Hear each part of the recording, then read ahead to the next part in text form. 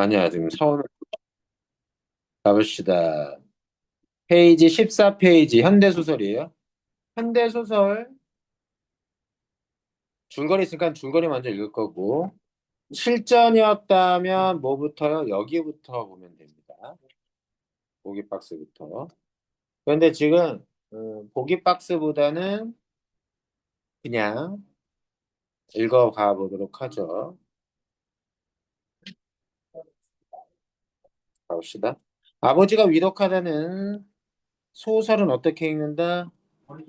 장면 구분하고 영화처럼 장면 떠올리면서 시간, 공간 바뀌면 바뀔 때마다 잘라주고 등장인물의 관계도가 있다면 관계도 그려주시고 대화나 행동에는 떡밥을 던진다. 왜 저렇게 말하고 왜 저렇게 행동하고 있는가?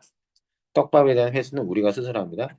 위독하다는 소식을 듣고 어디가 아프신가 봐. 아니면 나이가 다 돼서 연세가 다 돼서 당연히 돌아가실 나이가 됐을지도 모르고 꼭 귀향한 정일은 귀향입니다. 그럼 어디 살았어?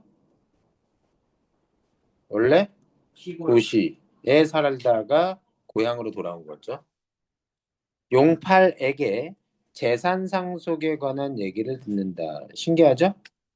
아버지의 그 위독함은 곧 돌아가실 것에 대한 대비로서 재산 상속에 대한 얘기를 하는데 용팔이가 그 얘기를 합니다. 아들이고요, 정일은. 인물관계 굳이 안 그려도 되겠죠. 만약에 그린다면 어떻게 해요? 아버지, 엄마는 살아있는지 모르겠지만 최소한 성씨는 모르지만 정일. 그럼 용팔은 도대체 누구냐? 가봅시다. 아버지가 아직도 지키고 있는 그의 재산을 넘겨다 보는 듯한 용팔이가 따지는 삼판알. 삼판알이 뭔지 알까 혹시? 몰라. 그 무슨 그 판에다가 그 판에다가 구슬 같은 구슬 같은 거 깨져서. 개수할 때 쓰는 거 이거 주산, 암산, 주판입니다. 주판. 그걸 주판이라고 불러요. 요즘으로 따지면 뭘 지금 치고 있는 거야? 계산기 두드리고 있는 거지. 네, 거침없이 한 자리씩 올라가는 것을 유심히 바라보고 있는 자신을 의식하며 이때 자신은 누굴까요? 정일이겠죠. 보고 있을 때 이렇게 대각만 놓아도 하고 삼판을 밀어넣으며 쳐다보는 용팔의 눈과 마주치자. 정일이는 문장이 되게 깁니다. 이렇게 이 부분은 용팔이가 한 말. 근데 큰 따옴표로 처리를 안 했네요. 자, 정일이는 흠칫 놀라게 되는 자신의 얼굴이 붉어지는 것을 느꼈다. 왜 얼굴이 붉어졌지? 흠칫 놀라면서.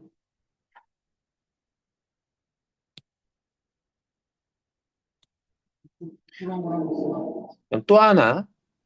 잠깐만. 그러니까 이게 한 자리씩 두 판 아래 올라가는 걸 유심히 바라보는 자신을 의식하고 있다가 용팔이랑 눈이 마주치자 갑자기 놀라면서 얼굴이 붉어집니다. 자, 또 하나 신기한 행동이 있어요. 네, 신기한 행동에 대해서 치를 해볼게. 요거 일단 신기하고 또 아버지의 재산을 넘겨버리는 용팔은 도대체 누구길래 아버지 돌아가셔야 되는 그런 상황도 인 듯 하더라도 상속과 관련된 문제를 나서서 이렇게 행동하는 그는 누구지? 요 넘겨다 보는 듯한 이라는 건 누구의 시선으로 바라본 거야?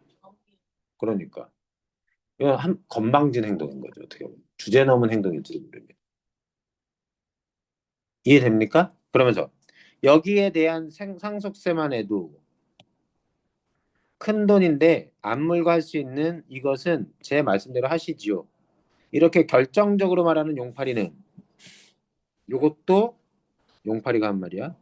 어쨌든 상속세나 상속과 관련된 것들을 자기가 주도적으로 어, 행동하고 있지 용팔이가. 결정적인 용팔이는 정일이 앞에 위임장을 내놓으며 도장을 치라고 했다. 위임장. 자기한테 다 맡기란 얘기겠죠? 도장 찍으면.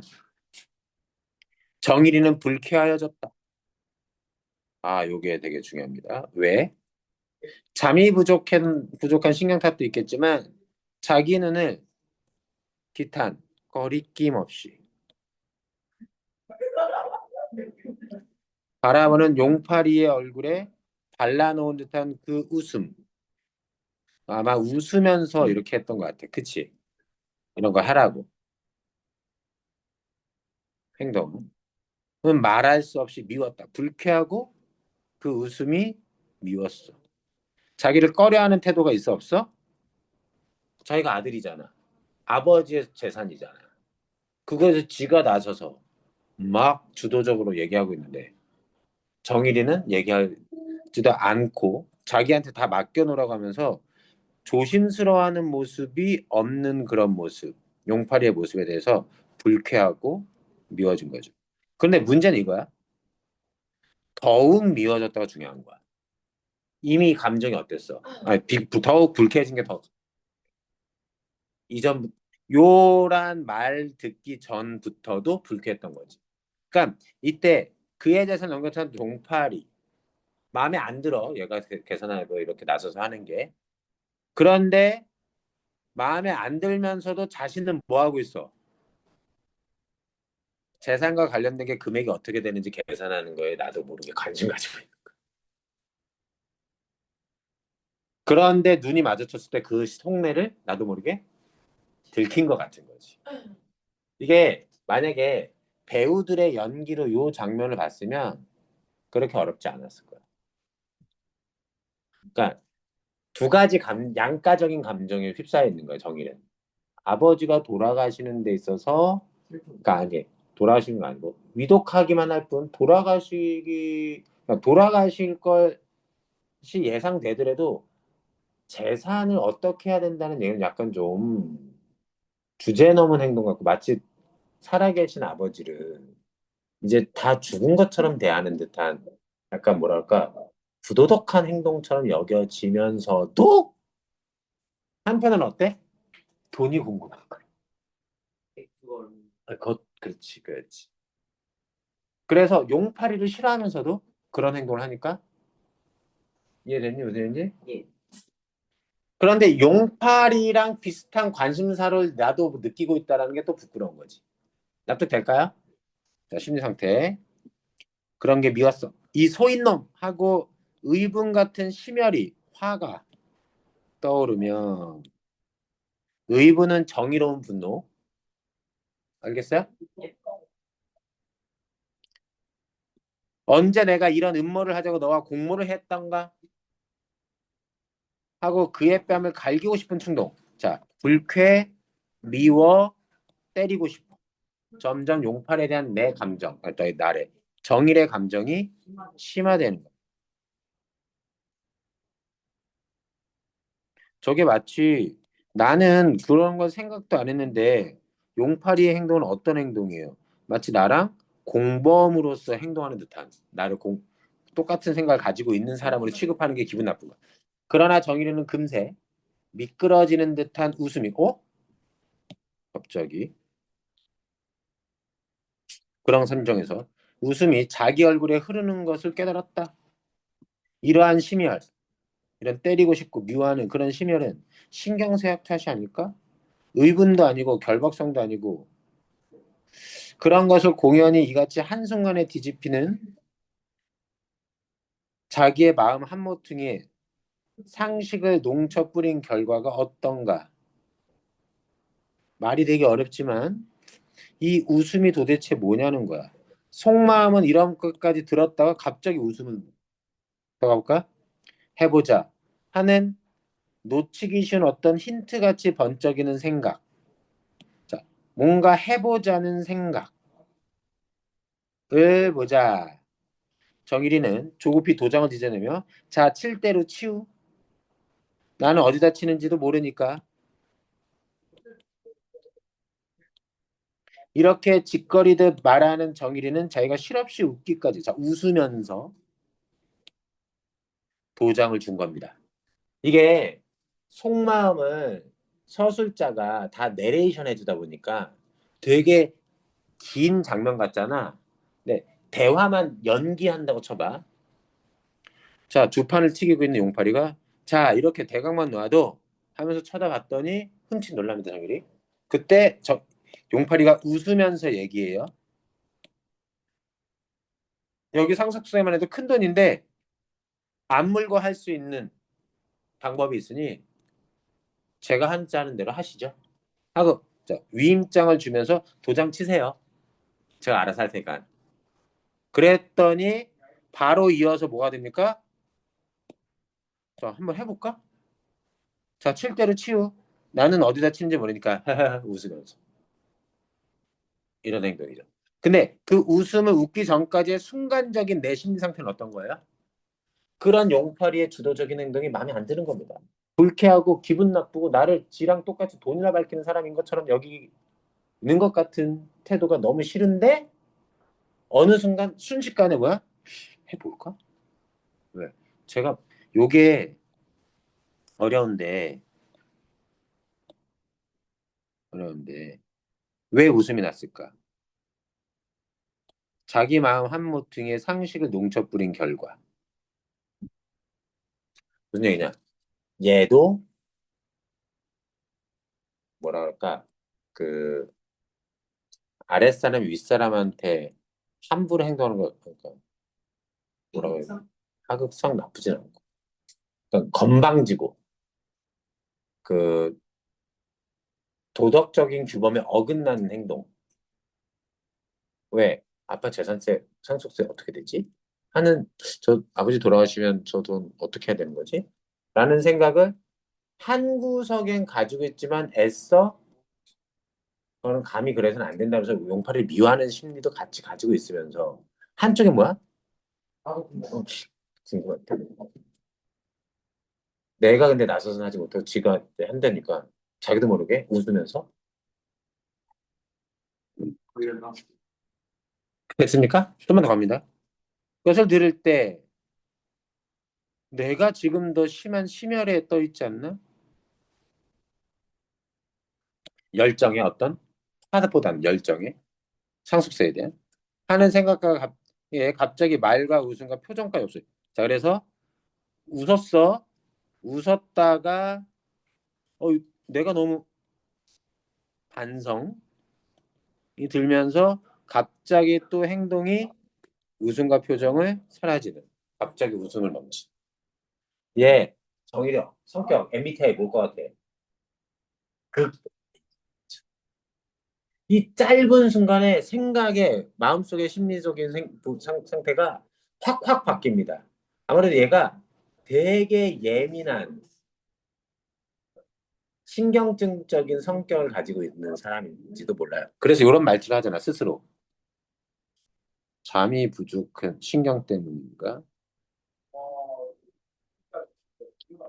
신경쇠약 때문인가? 신경쇠약을 갖고 있어. 그리고 납니다. 도장을 찍고 난 용팔이는 공손히 정일이에게 들면 여기서 공손하게 행동하네. 그죠? 단금은 제가 장인께 말씀드리겠습니다. 용팔이 누구야 그러면? 하고 일어섭니다. 누가 있어? 딸이 있는 거죠? 장인이잖아, 용팔이가. 장인께 말씀드리겠습니다. 딸과 용팔이 결혼했고, 정일에게 용팔은 매형일 수도 있고, 이 딸이 여동생이면 매제일 수도 있죠. 그러니까 그러니까 여자 형제 남편인 겁니다. 근데 그 남편, 사위, 이 집안의 사위가 나서서 지금 이걸 나서서 하고 있는 거죠. 그렇죠? 자, 공손히 이렇게 돌려주는 거 보면 정일이가 윗사람이고, 나이가 자기 와이프보다 자기 와이프가 아랫사람. 그럼 자기가 아랫사람인 가능성이 없습니다. 그리고 갑니다. 중문으로 들어가는 용팔이의 뒷모양. 자, 같이 있다가 이제 용팔이가 사라지는 거죠. 장인께 말씀드린다니까 장인한테 가는 거예요. 용팔이의 뒷모습을 하는 정인은 갑자기 불러내고 싶었다. 궁둥이를 들썩하고 부르는 손짓까지 했으나 탄력 없이 벌어진 입에서 말이 나오잖아요. 왜 말이 안 나왔을까? 더 갑시다. 붙잡으려고 했지만 갑자기 불러내고 싶어서 붙잡으려고 했지만 실제 행동에까지 나서지 못했습니다. 왜? 창조 순식간에 용팔이는 어떻게 불러야 할지 몰라서 주저되는 것 같이도 생각됐다. 아, 여동생이 결혼하고 나서 둘의 왕래가 많지 않았나 봐. 이해되니? 형제끼리. 정일이는 어디서 살았고 주로? 도시에 살았고. 오케이, 가볼게. 근데 이것도 핑계일지도 몰라. 중문 안으로 들어가는 용팔이의 뒷모습은 마치 심한 장난을 꾸미다가 용기를 못 내는 자기를 남겨두고 그걸 못해? 내가 할게. 하고 나서는 친구의 모습같이 아슬아슬한 것이었다. 긴장, 불안. 왜? 그 상속과 관련된 말을 아버지한테 말씀드리려는 건 자기는 죽어도 못해. 용팔이가 대신 나서서 하고 있는 거지. 동시, 끝내.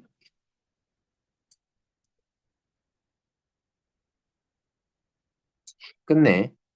용팔이가 중문안으로 사라져서 불러낼 기회를 놓치고 말았다고 후회하면서도 내가 정말 후회하는 것이라면 지금이라도 따라가서 붙을 수 있는 것도 아닌가?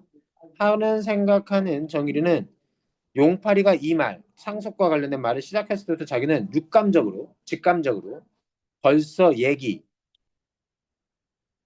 예상하였던지도 모를 일이 지금 일어나리라는 기대가 앞서는 것을 느끼며 말 되게 길죠? 문장 어렵습니다. 여러분들이 읽고 이해하기가 어렵지만 자 봐봐. 아직 죽지도 않은 자, 후회하는 마음을 그러니까 이게 지금 상속과 관련된 말을 위독한 아버지한테 직접 얘기하려고 하는 용팔이. 그걸 붙잡고 싶었는데 붙잡지 못한 후회를 느끼면서도 한편으로는 뭘 생각하고 있다는 거야? 그것에 대한 기대. 아니 잘못이라고까지 얘기할 수 없지. 이거 되게 인간적으로 솔직한 것 같아. 너네 선생님 저희 아버지가 그 5년 전, 6년 전에 돌아가셨거든요. 근데 돌아가시기 전에 이제 폐암 진단 말기를 받고 병원에 찾아서 나으실 거라고 좋아지실 거라고 북돋으면서도 한편으로는 돌아가시게 되면 뭐를 어떻게 해야 되지를 생각을 안 할 수가 없어. 근데 자식이 하기 힘드니까 친자식이 하기 힘드니까 옆에 가까운 지인이 해주는 게 어? 너무하다고 생각 들면서도 고마운 거지. 그런 심리가 있어. 왜냐면 돌아가시고 편찮으시고 돌아가시는 건 진짜 속상한 일이지만 그것도 다 돈이랑 이런 거랑 일적으로 관련이 다 있는 거라. 누군가 제정신 차리고 처리해야 됩니다.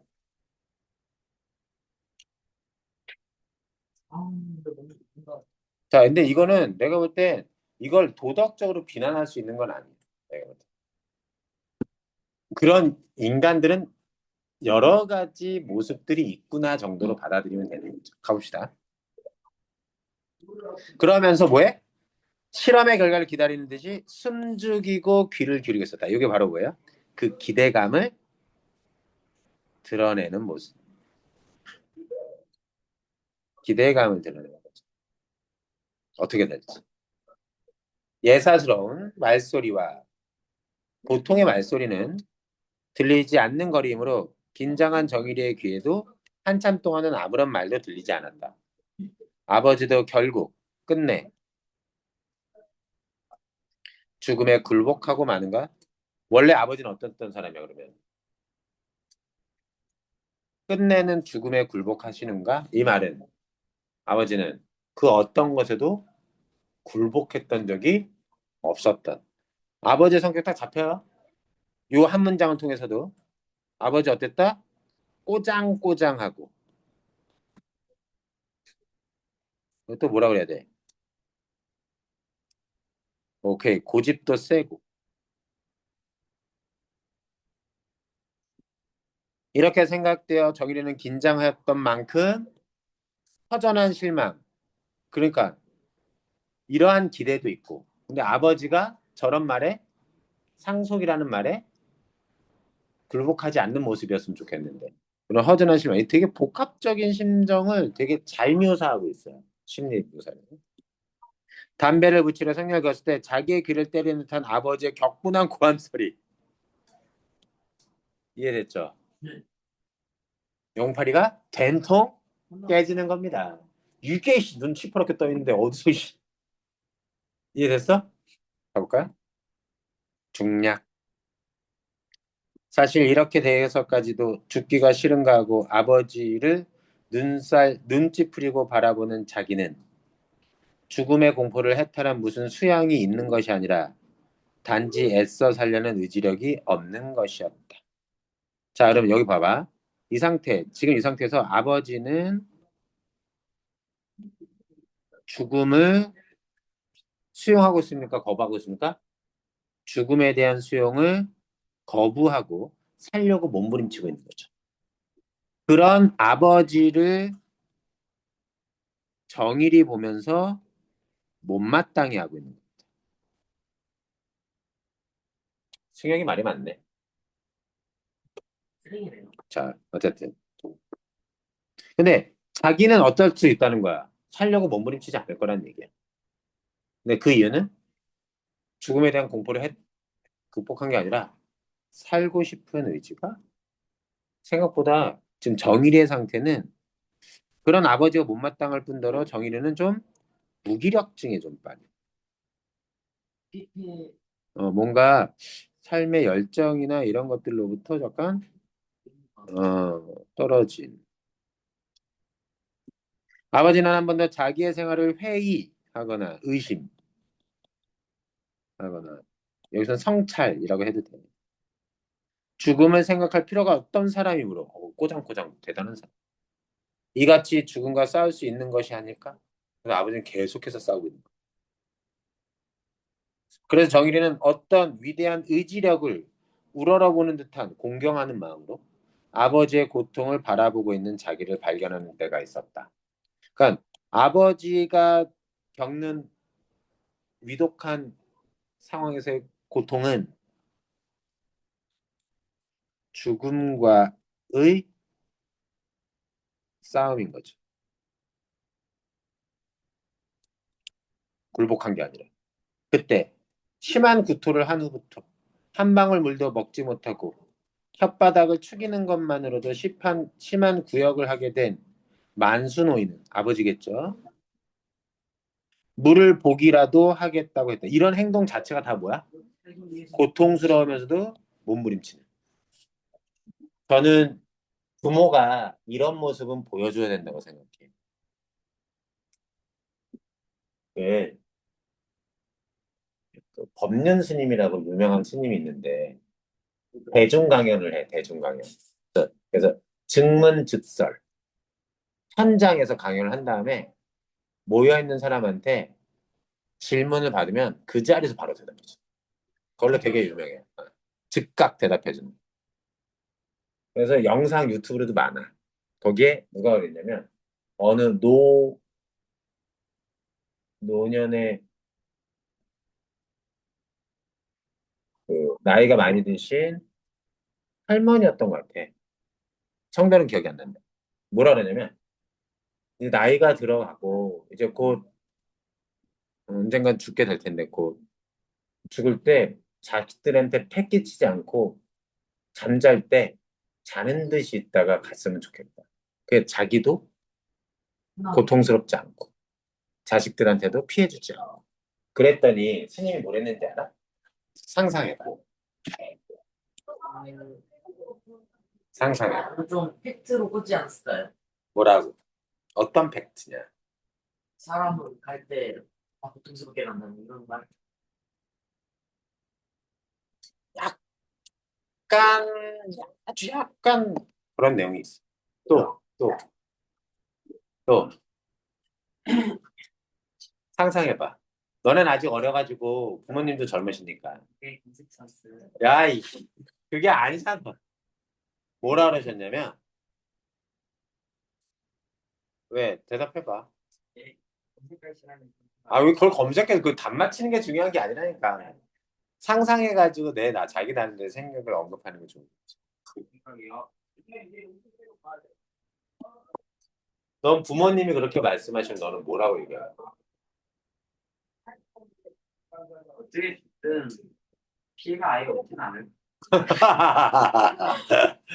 말했지 않았을까요? 상상하지 못해. 이렇게 말씀하셨어요. 그렇게 만약에 돌아가시면 당사자는 좋을지 모르지만 자식한테 영원히 한을 남겨놓고 가는. 정말 자식을 사랑한다면 1년 정도는 병마어 써서 병원에 있으면서 자식들한테 효도할 기회를 주고 가는 게 맞다. 마치 이런 거랑 똑같잖아. 갑자기 아빠는 엄마가 어디선 갔다 올게 하고 차 끌고 혼자 갔다 왔는데 교통사고 갑자기 돌아가신 거야. 그것처럼 얼마나 한스러운 이별이 어디 있겠어. 마음의 준비를 해줘야 된다는 거예요. 그래서 스님 뭐라냐면 3년까지도 병원에 있으면 안 된다. 그러면 요즘 애들은 응? 그거 못 견딘다. 너무 오래되면. 말이 그냥 이상적인 얘기한 거야. 1년 정도 아파서 고생할 때 자식들이 돌아가면서 혹은 혼자 있는 자식들이라도 간병인 써가면서 나도 자기가 부모를 위해서 돌아가시기 전에 이러이러한 것들을 했고 그리고 그 1년 이렇게 지나가면서 그동안 못했던 얘기도 얘기해주고 얘기를 주고받고 그런 시간을 거쳐야 돌아가시고 나서도 자식이 속이 덜 상한다. 자식을 사랑한다면 그래야 됩니다. 1년은 피해가 아니라 이제 자식을 위한 배려 그런 거지. 네, 그 병원에서 계속 입원해 있는 그 기간을 자기 마음대로 결정할 수는 없지. 병원이 많이 비싸죠. 근데 복지제도나 이런 것들이 좀 더 좋아지면 괜찮지 않을까. 가봅시다. 만순호에는 이렇게 했어. 정일이는 요를 두겨서 병상을 돋우고 두툼하게 만들어가지고 요를 아버지가 바라보기 편한 곳에 큰 물그릇을 놓아드렸다. 왜? 물을 보기라도 하겠다고 했으니까. 그러면 마치 자린고비처럼 맨밥 먹고 불비한 굴비 한번 보고 이런 것처럼. 그래서 직접 마시지 못해도 보기라도. 그러나 그 물건을 바라보기에 피곤한 병인은 어디나 눈 가는 곳에는 물이 보이기를 원하였다. 그래서 큰 어항을 병실에 가득 늘어놓고 물을 채워. 이번에는 그걸 위해서 이번엔 어항. 병인은 이 어항에서 저 어항으로 서늘한 감각을 시선으로 할 듯이 돌려보다가 그것도 만족하지 못해 시원히 흐르는 물이 보고 싶다고 했다. 눈 가는 곳 어디나 보고 싶어서 이번에는 흐르는 물이 보고 싶다 그랬어. 아버지가 보기 편한 것에 큰 먹그릇을 놓고 대접으로 물을 떠서는 작은 폭포수같이 들이붓쏟고 또 떠서는 들이쏟기를 계속했다. 괜찮네 그래도 정이란 애가. 일단 계속 그런 행동을 했어요. 만스노이는 꺼멓게 탄 혀를 벌린 입 밖에 내놓고 황홀한 눈으로 들이오는 물줄기를 바라보고 있었다. 요즘 같으면 폭포수처럼 이렇게 쭉 계속 흘러내리게 하는 물 기계 이렇게 있잖아. 그거였을 텐데. 그 눈을 볼 때 정일이는 걷잡을 사이도 없이 자기 눈에 눈물이 솟아오름을 참을 수가 없었다. 이 눈물은 뭐겠어? 그 만수 노인의 이 행동에 대한 안쓰러움이겠죠.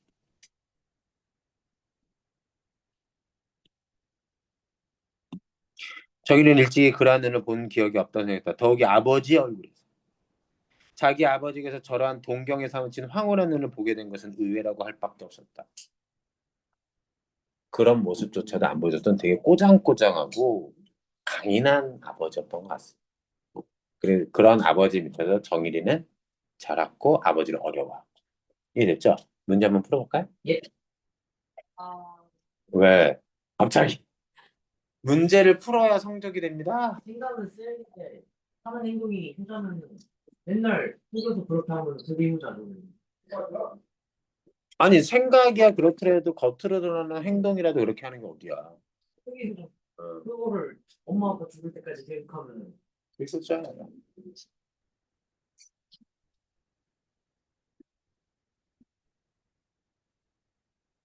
아. 왜?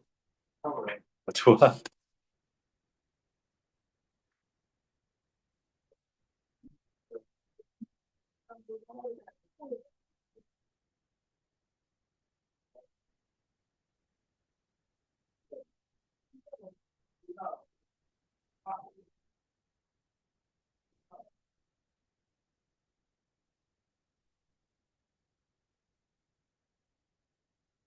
내 가방이 이익과 손해를 따지는, 계산하는.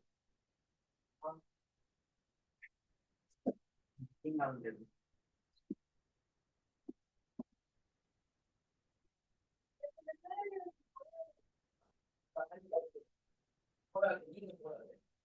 내가 발표 근데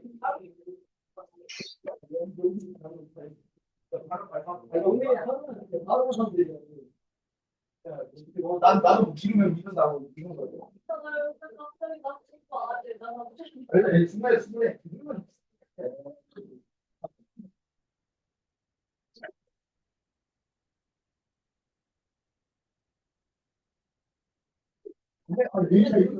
네. 자, 네, 정확하네.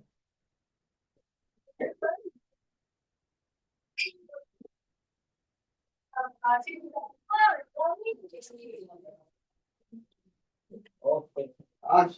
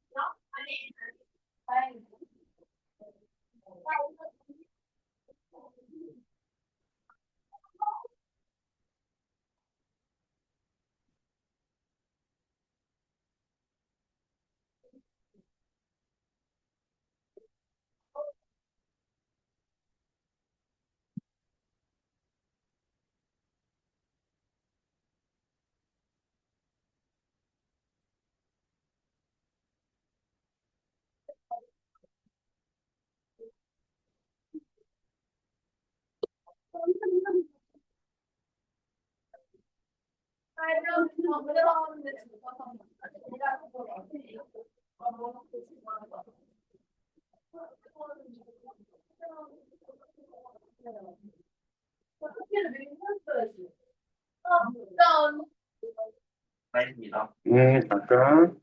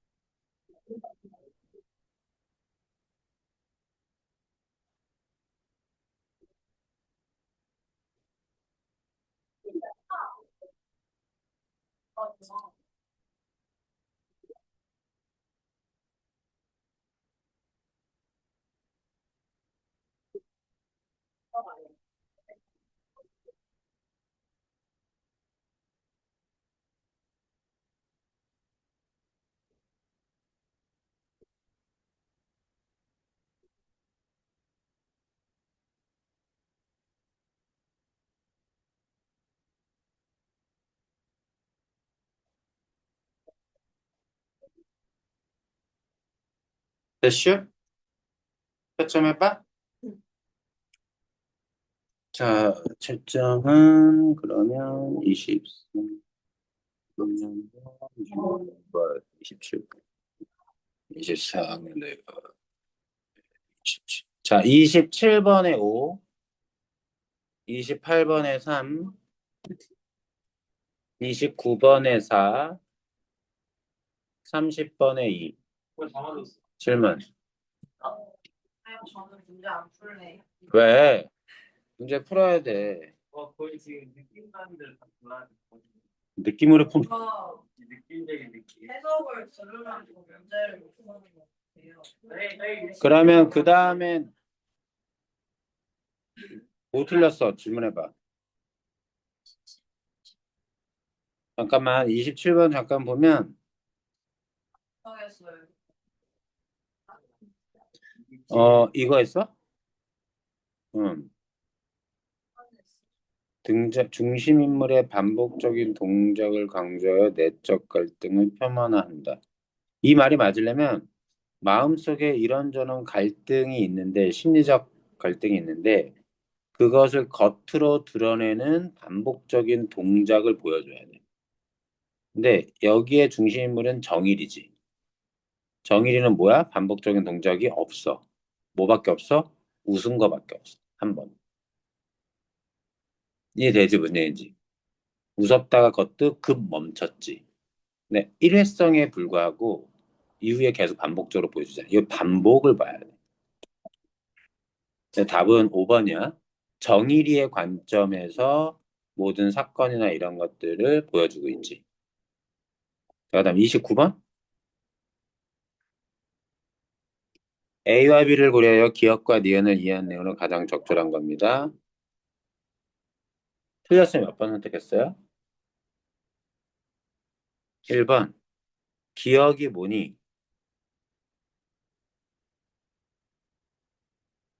어디로 갔니? 심의열이에요, 심의열. 여기 이 심혈은 쭉 읽으면 미움, 용팔이에 대한 불쾌감, 때리고 싶은 어떤 충동과 관련 있는 것들이고 그다음 니은은 서늘한 감각을 통해 그 갈증과 목마름을 어떻게 해서든 눈으로만이라도 그 감각을 느껴서 자기의 어떤 고통과 통증을 완화시키고자 하는 그런 거라고도 볼 수도 있겠죠. 근데 뭘 고려하래?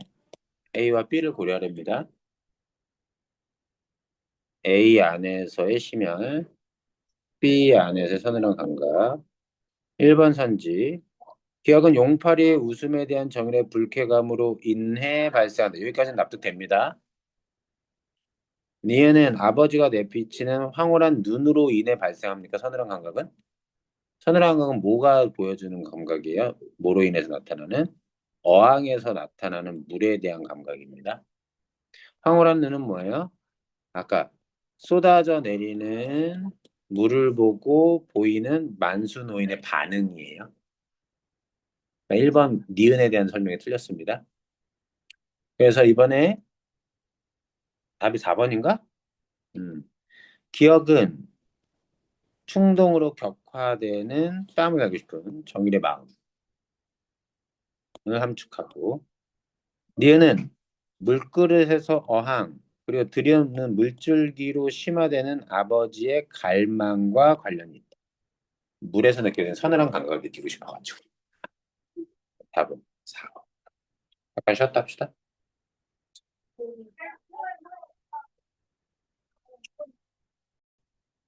Recording in progress. 대답은 그걸 잘했다고 해야 돼? 싹 다 틀린 게 잘못된 건데. 다 틀린 거 감안하고 나쁘지 않겠고. 윤진이 뭐야? 하면 처음 못했다. 그러니까요. 여기 몇 개. 좀 아쉽네요. 자, 맹세라는 뒤에 문 좀 열어줘. 또 이게. 찝다.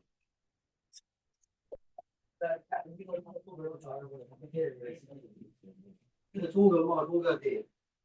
누가? 자, 이거 시를 봅시다. 현대시 두 편 모아져 있는데요. 이게 담배 냄새? 지금 포터보이 냄새랑 있잖아 향수 냄새랑 섞은 거. 향수 냄새인데 무슨? 네, 그게 알아봤어요. 정량은 담배를 피고 왔는데 담배 냄새 나고 향수를 뿌렸을 때 딱 이 냄새거든요. 그런 느낌. 나 아무 생각이 안 나는데. 아, 알겠어요. 아 그렇구나. 날 속여. 자, 제목은 맹세인데 33번 문제 보기 박스 보세요. 헛구겠다는 가는 부재하는 임을 기다리며 더 나은 세상에 대한 바람을 드러내고 나는 봄과 같은 세계에서 대상들과 함께 자유를 누리려는 바람을 드러낸다. 그러나 가는 대상에게 의미를 보는 화자의 시선이 두드러지는 데 비해 나는 화자는 대상들의 모습이 두드러진다. 주변 존재들을 대하는 태도나 바람, 실현 방식이 반영된다. 뭐 이렇게 나오는데 이게 나름대로 주제입니다. 가보죠. 맹세는 당시 연기됐던 작품이에요. 만년을 싸늘한 바위를 안고도 만년 동안 차가운 바위를 안고도 뜨거운 가슴은 어찌할 것인가? 나는 식어야 안 식어요, 내 가슴은? 식지 않습니다. 그 뜨거운 가슴은 어떤 열정, 뭔가에 대한 거에 대한 집착.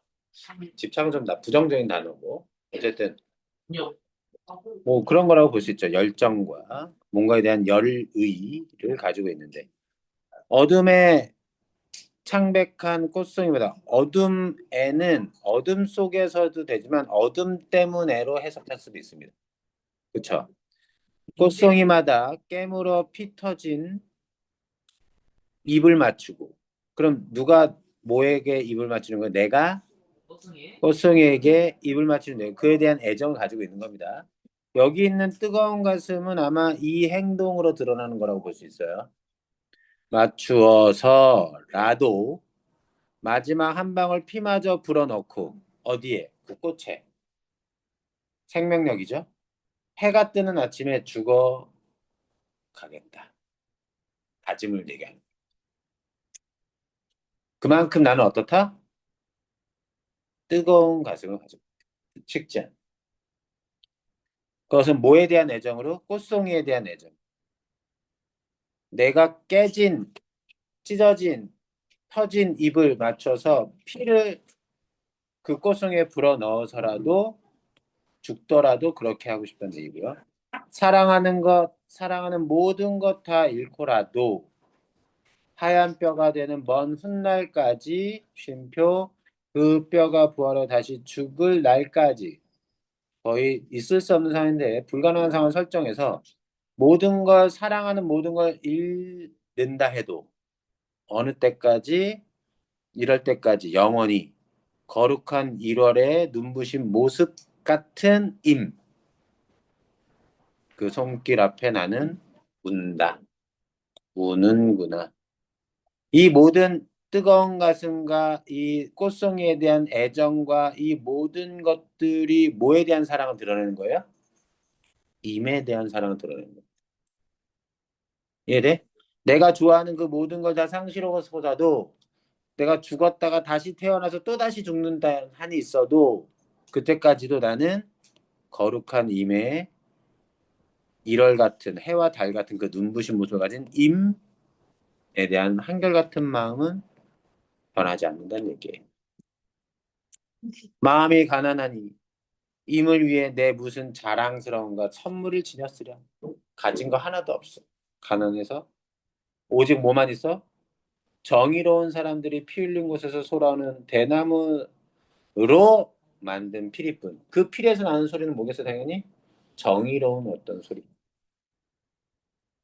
흐느끼는 이 피리, 슬픔. 왜? 임에 대한 그리움으로. 그것을 구천은 보통 저승이라고 해도 됩니다. 혹은 하늘이라고 해도 돼요.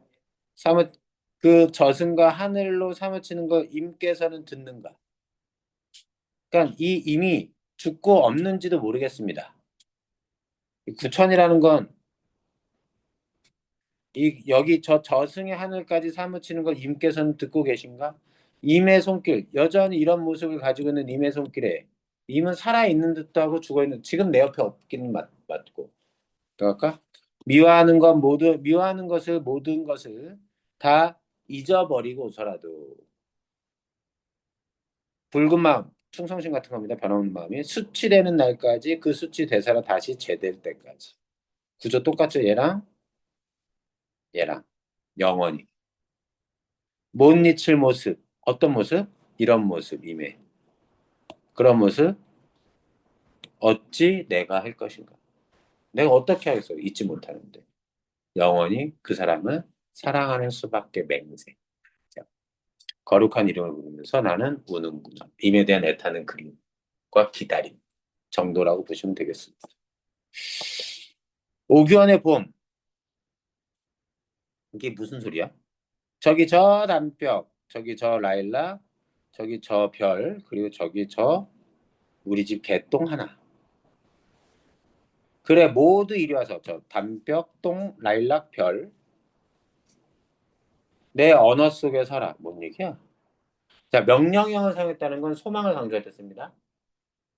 걔네들이 언어 속에 서기를 원해요. 담벼은 내 언어의 담벼이 되고 라일락은 내 언어의 꽃이 되고 별은 반짝이 건데 내 언어 속에서 반짝이고로 읽어도 나쁘지 않겠죠. 대등한 거니까. 개똥이는 내 언어의 뜰에서 불러라. 그럼 이거랑 비슷하게 별을 얘기를 하면 별은 내 언어의 하늘에서 반짝여라 라고 읽어낼 여지도 있을 것 같습니다. 언어 속에서 되는 거예요, 다. 이것도 명령이죠? 서라는 명령은 이렇게 하라는 거. 반짝여라, 담벼이 되라, 언어의 꽃이 되라. 오케이?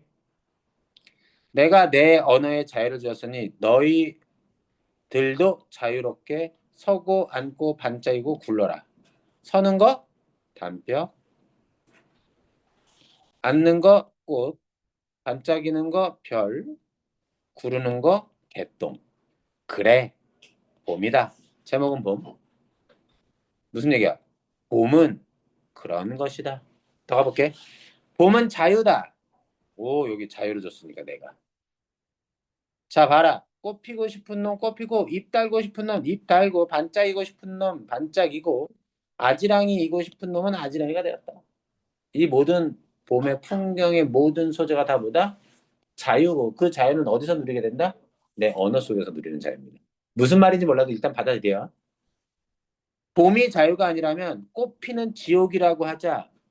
그래, 봄 지옥이야.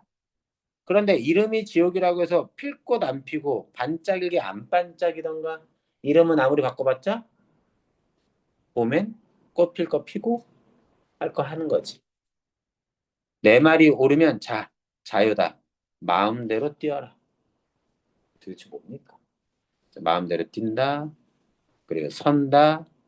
담벼이 된다. 반짝인다. 이 모든 것들은 내가 인식한 언어의 세계 속에 봄의 풍경 속에서 모든 것이 자유를 누리는 모습으로 표현되는 겁니다. 이 부분이 무슨 얘기냐면요. 이 부분. 자, 보세요. 이 부분은 말을 아무리 바꾼다 해도 본질은 바뀌지 않는다는 얘기입니다. 자, 이렇게 해볼게. 여기 5만 원짜리 5만 원권이 하나 있다 칩시다. 5만 원권을 줄게. 그럼 가지려고 하겠지. 그 5만 원권에 꾸겨가지고 땅에다 밟고 그리고 다시 들어서 가질 사람. 자, 봐. 똑같잖아. 이해됐니? 봄이라는 건 이 화자가 볼 때, 군면인 화자가 볼 때 봄은 그 어떤 상황에도 뭔 짓을 해도 자유라는 것에는 그게 본질이야. 이해됩니까? 무슨 얘기인지? 내가 그렇게 명령했으니 봄은 자유. 봄의 세계, 내 언어 속에서 봄을 누리는 모든 것들은 자유를 누리면 되는 거죠. 문제 풀어보세요. 내가 지금 계획하고 싶은 건 뭐, 계획은 원래 어떤 거냐면 이거를 2개 지문 정도는 나가고 2개 지문 정도 나가고 한 20분, 30분 정도 남겨서 연관된 다른 평가, 다른 모의고사 문제나 EBS 문제를 풀게 해주시고. 안 돼요. 와, 지금 떨고 자, 빨리 풀어봐. 많이 만들겠다. 미안해. 문제 풀어야 돼. 저는 그럼 같이 풀고 끝내죠. 와, 싫어요. 좋은데요? 전 지시니까 자, 봐봐. 저는 비닫고 자, 문제를 풀 때는 어떻게 풀어야 되냐면 이렇게 풀어야 돼. 그러니까는 자, 작품만 해석하면 문제를 먼저 보지 말고 작품 그 자체만 읽는 훈련을 하는 게 좋고요. 선지 분석을 목적으로 둔다면 작품을 보지 않고 선지만 분석하는 것도 좋습니다. 그리고 어떻게 했든 이제 문제를 다 풀고 채점했잖아. 그 이후에 선지는 항상 분석해줘야 돼요. 본문도 해석 좀 보고. 자, 봅니다. 1형과 6형에서 물음의 형식을 활용하여 화자의 상황 인식을 보여준다라고 나옵니다. 한번 봅시다. 모든 시에서 나가 얘기합니다. 나는 항상 특정한 현실에 처해 있어요. 특정한 상황에 처해 있습니다. 여기까지 납득되니? 예. 이 선지는요, 1형과 6형의 물음의 형식이 사용됐으면 화자의 상황 인식은 들어있을 가능성이 거의 90% 이상입니다. 무조건 아닌데. 네, 왜냐면 그 물음의 형식이 어, 내 님은 어디 갔지? 한다면 상황 인식보다는 내가 궁금해하는 대상에 대한 태도를 드러내는 거잖아. 그때는 상황 인식이라고 하기가 조금 어렵지. 그래서 아닐 수도 있다라는 건데 일단 요게 들어가 있으면 이거는 적절할 가능성이 되게 높습니다. 2번 선지 4형과 9형에서 상황을 가정하는 표현 만약 뭐뭐라면 만약 뭐뭐 하더라도 이런 것들이 들어가서 의지강조 여기서 보세요. 두 가지 다 확인하셔야 됩니다. 상황 가정의 표현이 있다 하더라도 그 표현이 의지와 관련된 것이 아니면 틀립니다. 됐니? 지금 답 맞히는 게 목적이 아니에요. 지금 아까 보니까 수연이도 그렇고 좀 보면 선지가 무슨 말 하는지를 바로 캐치하는 게 너무 느려. 우와. 그러니까 본문에서 뭔 말을 찾아야 되는지 모른다고. 선지 더 봅니다. 미디어. 반복적인 표현을 제시하는 쉼표를 세운 리듬감. 앞에 이 두 가지가 맞으면요. 리듬감은 무조건이에요. 아시겠습니까? 자, 대비되는 시어를 활용해 대상의 양면성을 드러내고 가는 반복되는 행위를 제시할 대상의 효용성을 효용성이 뭐죠?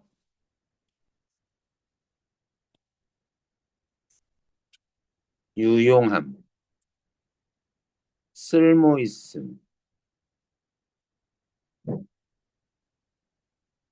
어떤 기능성 같은 것들을 드러내는 겁니다. 양면성은 뭐죠? 긍정이 있으면 부정, 장점이 있으면 단점. 그 두 가지 측면이 다 드러나는 거 얘기하는 겁니다. 그러면 일단 대비되는 시어를 활용했냐만 가지고 답이 되지 않아요. 대비되는 시어가 대상의 양면성을 드러내는 시어로 쓰였어야 됩니다. 이해됐니? 예. 또 하나. 반복되는 행위를 제시했어요. 행위가 반복되는 것들이 언급되고 그것이 그 대상이 가진 기능성을 드러내느냐. 자, 가는 같은 식구를 5연 그리고 10연의 마지막에서 반복하여 화자의 정서를 강조하고 그럴 가능성이 되게 높습니다. 들어있다면. 나는 1연의 끝문장의 시어를 2연의 첫 문장의 시로 연결하여 그 의미를 드러낸다. 그거 찾아내면 됩니다. 확인해서. 됐어요? 31번 풀어보시면 어떻게 될까요? 직접 작품을 보고 풀어보시죠. 잠깐 기다릴 테니까. 31번만 풉니다.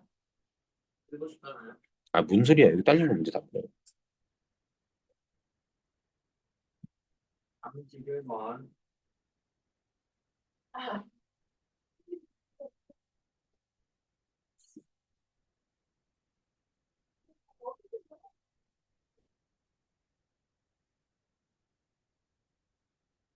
인표를 줬다. 인표. 맞습니다.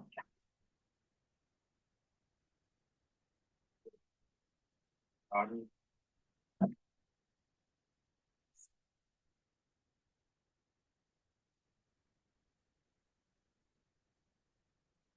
됐어요? 31번.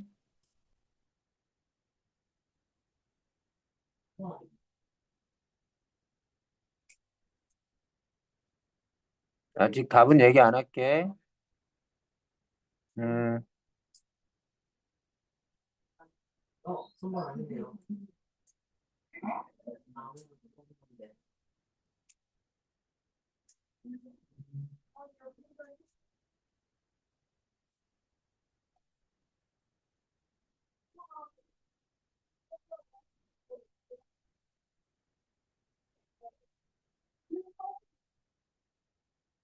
풀었습니다. 지연아 골랐니? 아직 안 골랐는데요. 유진아 골랐니?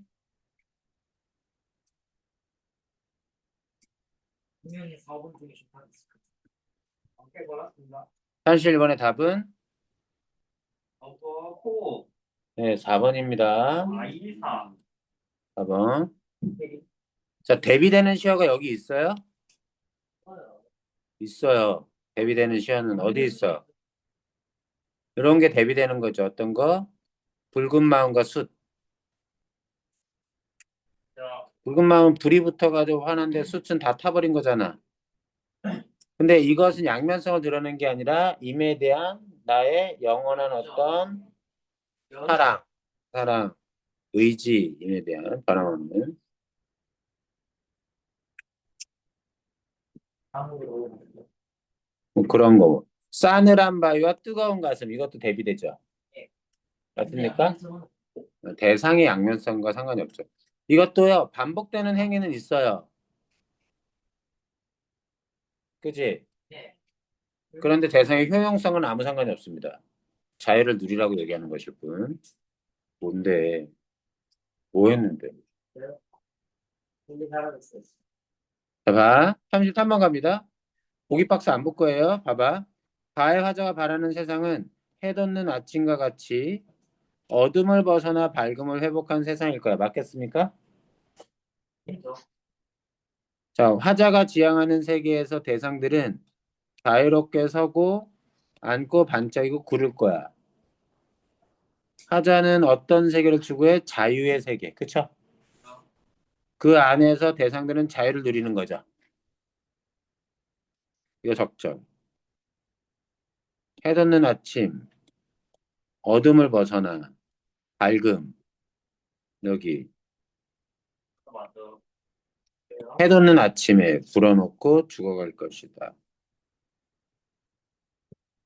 그런 거라고 볼 수 있겠죠.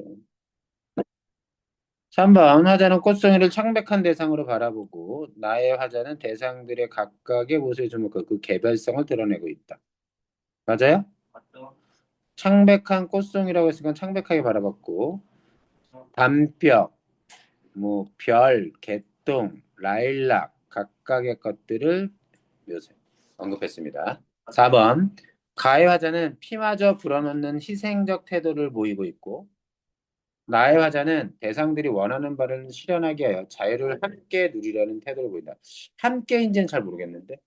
개별성을 기대니까 함께는 참. 자, 이럴 때 뭐 해야 돼요? 보기 박스 보시면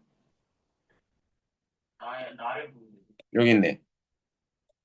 함께 자유를 누리려는 바람. 답은 5번이겠네. 안 읽어봐도. 자, 근데 5번 선이 잠깐만 봐. 5번이 뭐가 틀린 걸까요? 기다릴게. 5번 뭐가 틀렸을까? 번이요?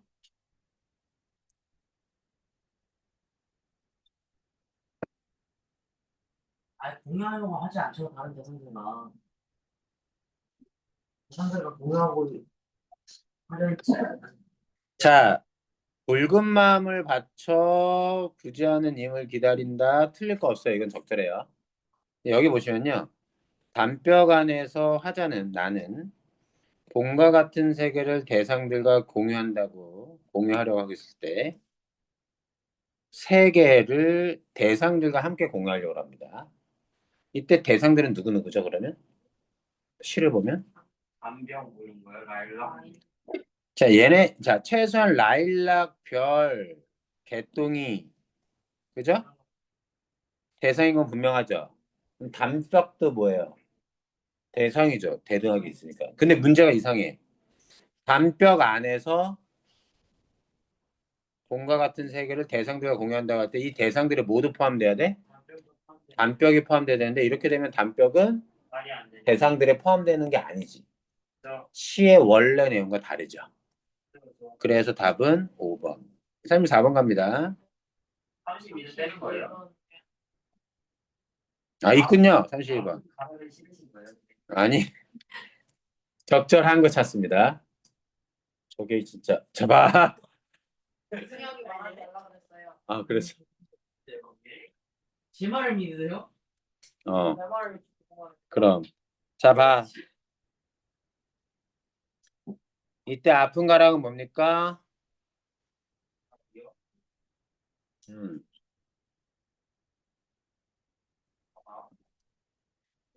자, 이 아픈 가락 여기만 보면 안 돼요. 문장에 포함되는 여기 통째로 봐야죠. 서로 자, 정의로운 사람들이 왜 피 흘렸겠어? 그곳에서 난 피리를 분이 흐느끼는 피리의 아픈 가락이 나온 답이죠, 거죠. 이러면? 답이 뭐예요? 2번이죠. 네, 2번입니다.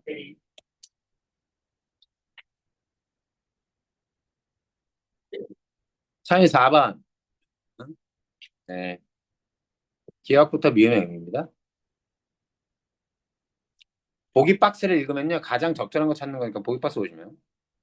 나는 언어의 한계와 가능성에 대한 신의 탐구를 보인다. 그래서 그 신은 언어의 한계와 가능성을 검토한 시다. 점검한. 언어를 사용함으로써 대상을 파악할 수 있지만 다시 언어에 구속된다는 필연적인 한계를 갖는데 그게 한계야, 언어에. 그래서 시는 기존의 언어 사용 방식을 벗어나려는 시도를 하는 결과 그 시입니다. 그 시가 그 결과예요. 이를 통해 언어와 대상이 기존의 관습에서 벗어나 자유를 향해 나가는 자유를 누리는 대상들의 모습은 언어와 대상의 어떤 가능성에 대한 그렇죠. 기억 봅시다. 자, 1번 산지 근데 잠깐 보면요. 자신의 언어 속에서도 기존의 언어 사용 방식이 유지된다는 생각. 나의 작가는 이런 한계로부터 벗어나려는 시도를 하고 기존의 관점에서 벗어나려는 시도의 결과로서 시가 쓰여진 거예요. 그렇죠. 여기까지 됐니? 기억. 내 언어 속에서라는 우리가 아는 일반적인 용법, 언어 사용과 다르죠? 그렇죠. 기존의 언어 사용 방식이 유지된다? 틀려요. 니은 대상을 파악하는 행위까지 포기하면서 자유를 얻고자 하는 의도는 있지만 포기하는 게 아니라 여기 사용해서 대상을 파악하는데 그러면 한계를 갖는데 그 한계로부터 벗어나는 거지. 파악을 포기한다는 내용은 내가 언어에게 자유를 주었다는 얘기일 뿐 그것을 파악한 후 가지게 되는 한계를 벗어나려고 한 거지. 파악을 포기했다는 게 아닙니다. 맞죠. 너 나 지금 평가하는 거니? 그건 아니지. 봐봐. 자, 디귿 갑니다. 좋아하세요? 너무 좋죠. 새로운 표현을 시도하여 언어와 대상이 자유를 얻을 가능성을 모색하는 과정. 이건 맞는 거 같죠? 그런 새로운 시도. 디귿. 봄이 아니라 자유가 아니라면 꽃피는 지옥이라고 하죠. 새로운 표현을 해보자. 그래, 봄 지옥이야. 그래도 자유야. 그렇죠. 답은 3번이겠네요. 예, 캐리. 자, 대상을 구성에 벗어나기 외부 상황의 변화를 주는 게 아닙니다. 언어 사용의 변화를 주는 거죠. 그리고 언어의 새로운 가능성을 실현하여 자신이 의미를 제한했다고 얘기하지 않습니다. 제한한 의미에 따라 대상들의 의미가 움직이는 게 아니에요. 그렇죠? 자유를 주었고 준 자유에 따라 움직이는 것이니까. 아, 이거 맹세라는 시랑 연계된 작품을 하고 싶은데 토요일로 미룹시다. 계속 미루고 있습니다. 제가 지금. 저는 여기까지. 이름 써서 저한테 프린트 주울러 주세요. 빨리 누르고 왜 소득했어요? 너 토요일 날 온다고? 토요일 날 오는 거지. 토요일 날 오고. 네, 자랑할 거 있어요, 쟤한테. 뭔데? 이거. 그리고 이거. 아, 네, 이거. 근데 이제 이렇게. 누구 선생님이랬니? 그죠? 세희 언니가 어. 그려서 저거 한 8개 있어요. 아 원래 신발 제가 의외를 해서 왔습니다. 가져야 되는가 꼭? 예. 제가 진짜 무릎까지 꿇을 뻔했습니다. 진짜로. 안 돼요. 가지고 싶어서? 네. 하지마. 신발끈 원래 이렇게 먹는 거야? 내가 있어요. 나는 원래 나 예전부터 똑똑해서. 되게 청춘을